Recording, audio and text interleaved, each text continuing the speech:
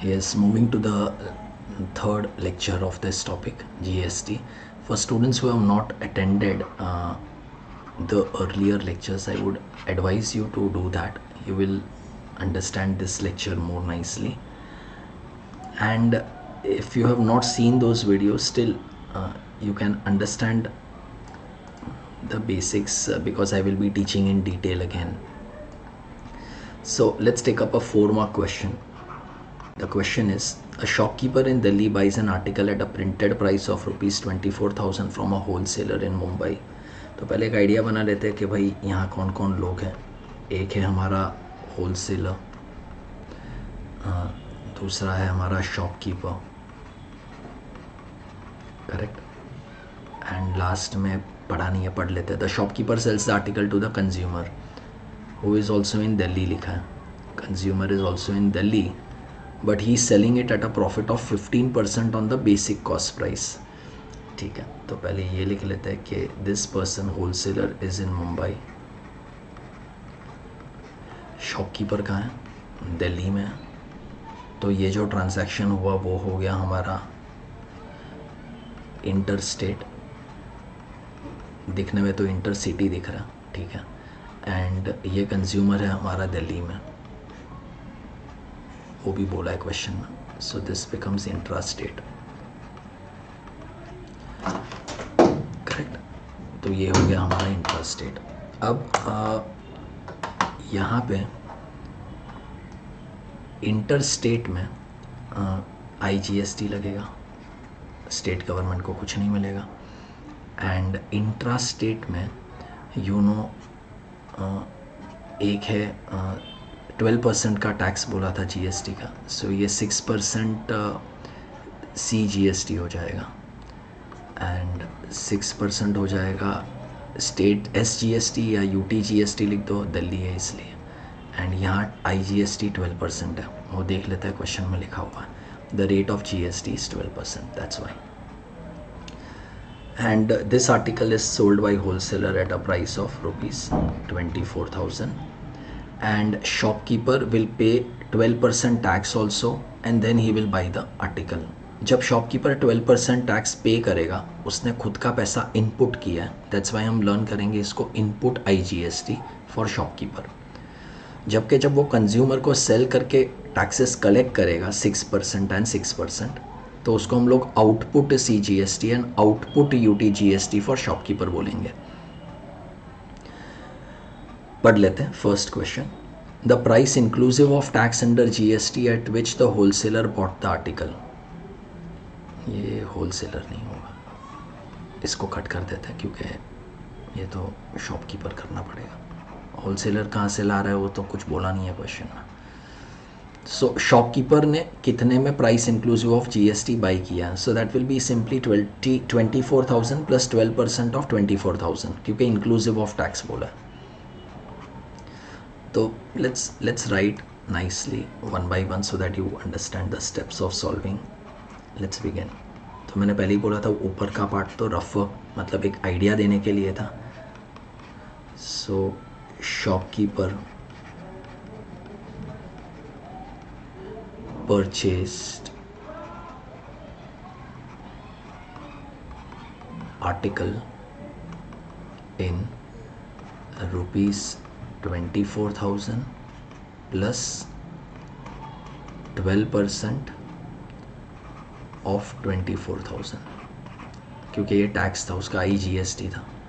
सो ये हो गया 24,000 plus 12% of 24,000. So you can cancel out zeros and 12 into 24 तो हो जाएगा, कितना होता है, करेक्ट 288 होता है एंड ज़ीरो नहीं भूलना.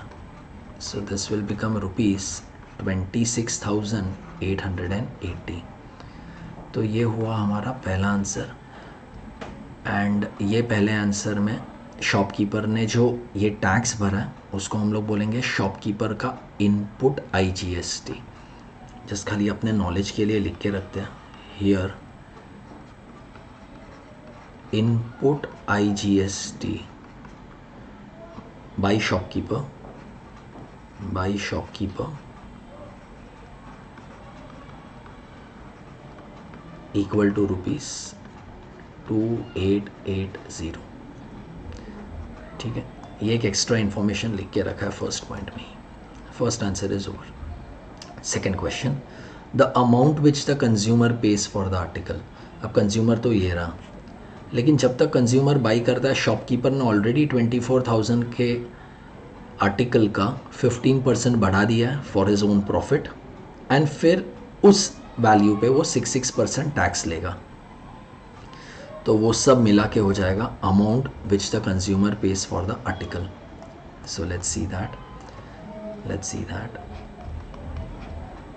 Right, selling price of article is equal to rupees 24,000 plus 15% of 24,000.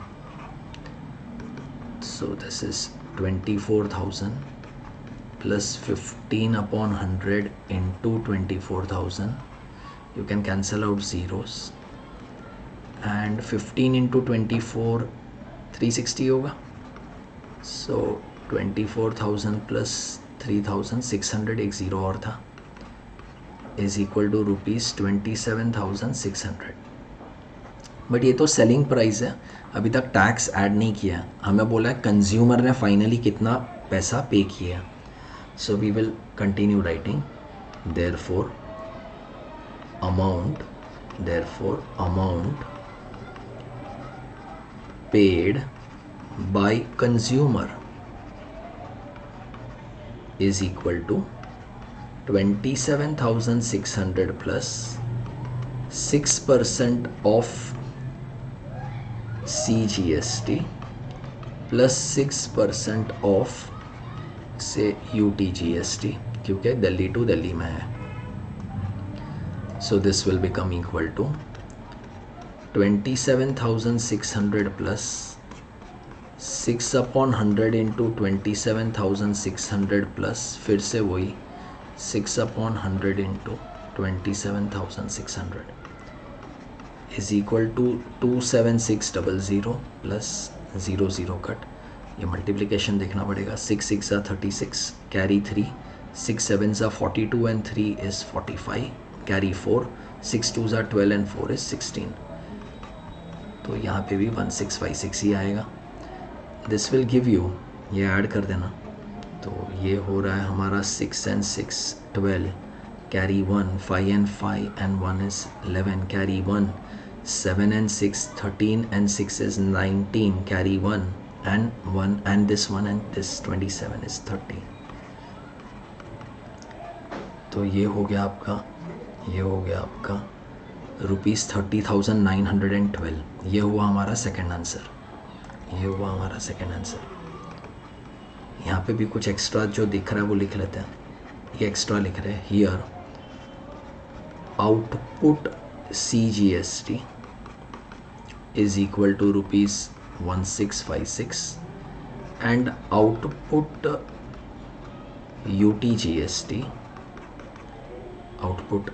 UTGST is also rupees 1656. Next output इसलिए क्योंकि शॉपकीपर ने कंज्यूमर से कलेक्ट किया है. That's called output GST. Second answer हो गया हमारा. थर्ड करते हैं. The amount of tax under GST received by the state government of Delhi. अब गवर्नमेंट ऑफ दिल्ली को यहाँ पे मेजॉरिटी स्टूडेंट्स मिस्टेक कर सकते हैं. वो लोग क्या करेंगे कि भाई 6% जो दिख रहा है हमको वही होगा tax. So most of the students are going to write this as the answer. That is the reason why this problem is picked up. तो जो मेजॉरिटी बच्चे करने वाले हैं वो है, वो लोग ये जो 1656 दिख रहा है उनको यहाँ पे वही आंसर लिखने वाला है. But that's a incorrect answer. तो ये एक स्पेशल क्वेश्चन था, इसीलिए ये पूरा क्वेश्चन भी लिया था. अब स्टोरी रिकलेक्ट करोगे. शॉपकीपर ने ऑलरेडी 2880 रुपीज़ पे करके रखे. किसको? सेंट्रल गवर्नमेंट को. अब उसने जब 1656 कलेक्ट किया from the consumer as CGST, उसने 1656 को इसके साथ स्क्वायर ऑफ कर दिया, तो इसके पास कुछ तो बैलेंस बचेगा। ये सब ट्रैक करके देख लेते हैं। ये 4 आएगा, ये 2 आएगा एंड ये, अब ये 1224 एक्स्ट्रा शॉपकीपर ने एक्स्ट्रा अभी भी सेंट्रल गवर्नमेंट के पास पड़े हैं उसके पैसे, and he is bound to pay another 1656 to the state government of Delhi. तो द रूल इज कि आपने जो 1656 कलेक्ट किए है, आप डायरेक्टली स्टेट गवर्नमेंट को मत दे दो, आप 1224 जो सेंट्रल गवर्नमेंट से लेने थे वो इसके साथ ही स्क्वायर अप कर दो, तो ये बचेगा 432 रुपीज़। तो अब आपके पास जो एक्स्ट्रा पैसे बचे हुए हैं, मतलब 2880 पूरा स्क्वायर अप करने के बाद जो एक्स्ट्रा पैसे बचे हैं वही आप स्टेट गवर्नमेंट को दोगे, नॉट द UTGST या SGST जो देखने में आता था। Will write it nicely and try explaining it, will try writing it nicely. So यहाँ लिखेंगे first shopkeeper will set off या स्क्वायर अप बोल सकते हो, सेट ऑफ इनपुट कितना था उसका, उसने कितना ऑलरेडी इनपुट कर दिया, input IGST minus output CGST। तो इनपुट IGST था उसका 2880 एंड उसको 1656 देने आ रहे थे जो टैक्स उसने कंज्यूमर से कलेक्ट किया था।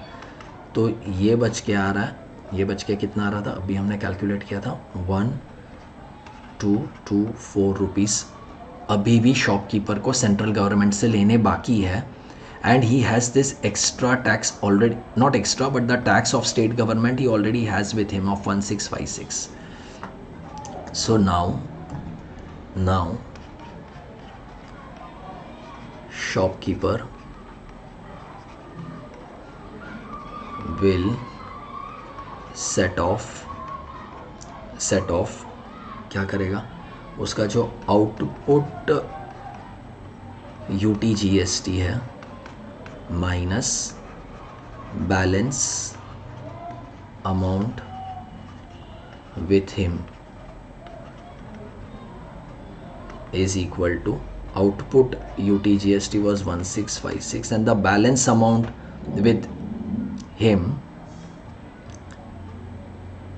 is 1224. This will become rupees 432.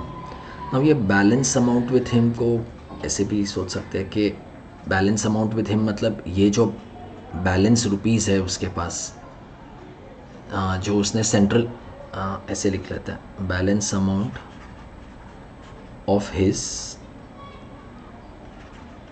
To be collected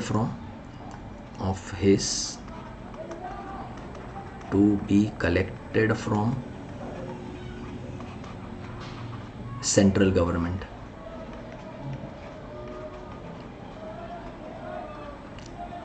ठीक है, तो अब आपको समझ में आ गया होगा कि finally the amount paid to the state government of Delhi is amount paid to the state government of Delhi is ₹432। ठीक है, ये एक इम्पॉर्टेंट पार्ट था इसमें। बाकी I think it was manageable the earlier two sub problems. अब फोर्थ देख लेते हैं, फोर्थ पार्ट क्या है इसमें। फोर्थ पार्ट इज, थर्ड हो गया, the amount of tax received by the central government. तो सेंट्रल गवर्नमेंट को ये शॉपकीपर से जो मिला है वो, एंड स्टार्टिंग में एंड कंज्यूमर से तो जो भी लिया वो कुछ भी नहीं देने वाला था आगे, तो क्योंकि वो तो 432 बचा था वो स्टेट गवर्नमेंट को दे दिया। सो बस 2880 ही बचेगा। So let's write it nicely. finally tax received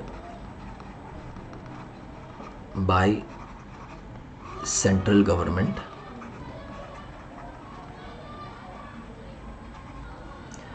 is equal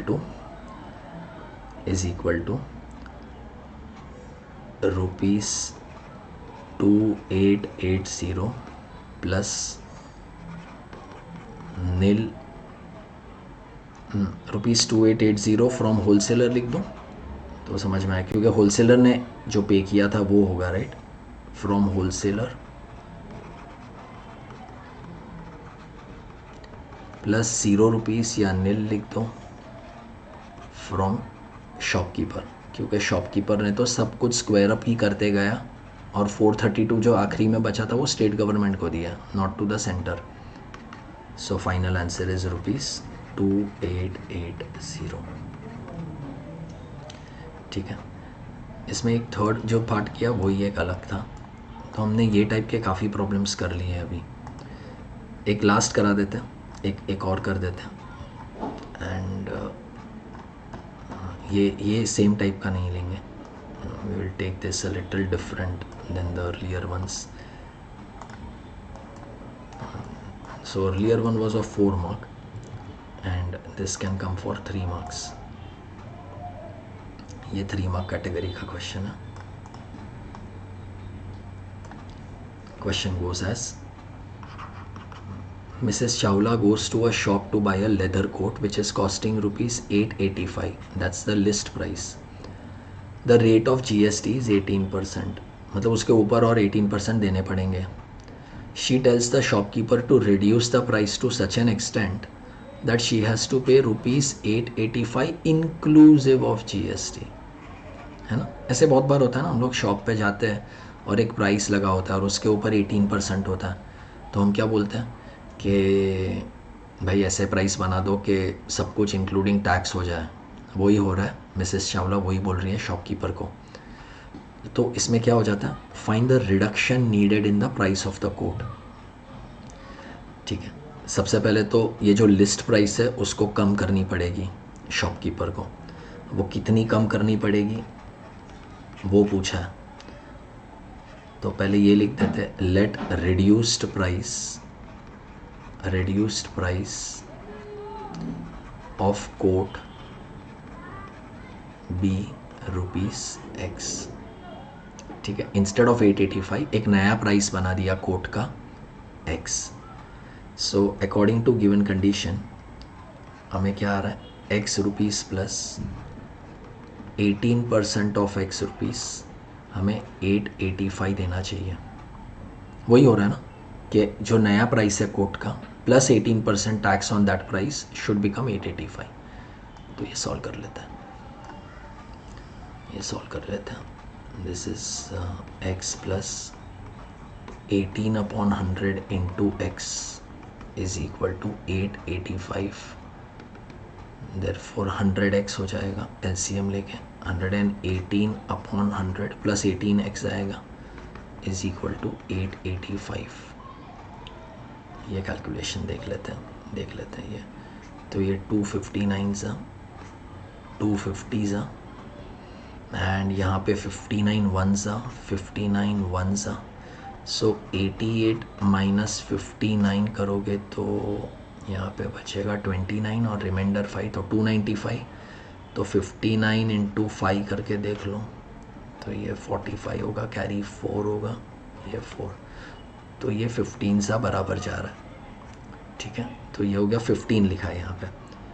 therefore X is equal to 50 into 15. Therefore your X will become equal to 750. But if you have read the question carefully, you have to write the reduction needed. मतलब कितना कम करना पड़ेगा price. तो 885 जो अभी का list price है, अब नया लिस्ट प्राइस अगर वो 750 कर देगा तो मिसेस चावला 885 में टैक्स भर के प्रोडक्ट ले सकती है. देयरफॉर फाइनल आंसर लिखेंगे, रिडक्शन इन प्राइस पूछा is equal to 885 minus 750, this will be ₹135। Shopkeeper को अपना प्राइस 135 रुपीज़ से कम करना पड़ेगा, then Mrs Chawla can buy the coat in 885 including tax. ठीक है।